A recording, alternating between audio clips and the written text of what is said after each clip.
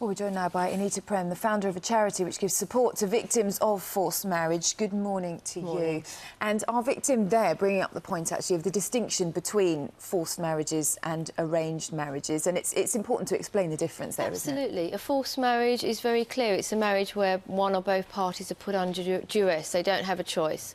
An arranged marriage is very different, where you're introduced to somebody, it's as simple as that, and you can say no as many times as you want. As soon as that no is taken out of the equation, as soon as you can't say no, you're not given the freedom to choose, that's when it becomes a forced marriage. There are fears in certain circles that making this illegal now and in law might prevent some victims from speaking out who don't want to cause their families too much problem.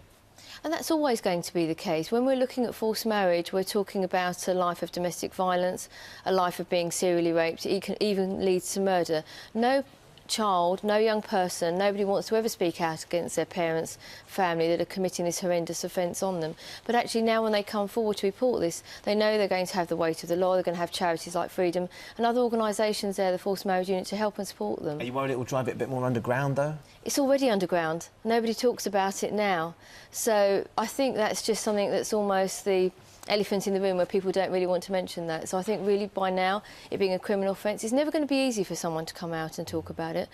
But they know at least they're going to have the weight of the law behind them. And Theresa May's been really supportive of the campaign that we've been running. Is this going to be enough, though, to make that change? Because obviously it's a cultural issue, it's ingrained, isn't it? Is it enough to make parents think twice by them realising, well, actually, I could go to jail if I force this marriage to happen? It's not going to be enough. You know, at Freedom Charity, we're doing a national education programme where we're going into all the schools throughout the UK and talking to young people, explaining to them what a forced marriage is, educating the best friends so they know what signs to look out for. If they know what to do, they can help report it. When a girl's taken abroad and forced into marriage, she's saying we're going to a family wedding. She doesn't know she's a bride.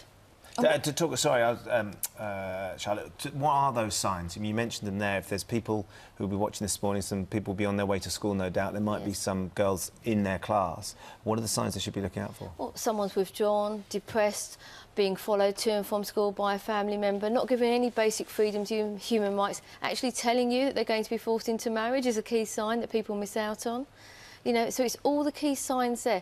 Not being allowed to do homework, not taking education in schools. And it's not someone from any particular ethnic background either. It happens in so many different cultures, so many different countries. And is there sufficient support for those who speak up, or for those who spot those signs in their friends? Is there enough out there to help those who come forward? Well, we have a professional helpline people can call, and they've given all the help they can.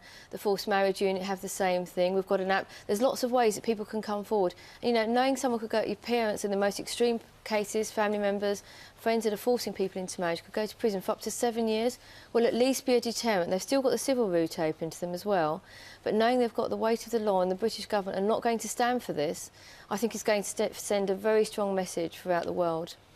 OK, Anita Prem, thank you very much for joining us this morning. Thank you.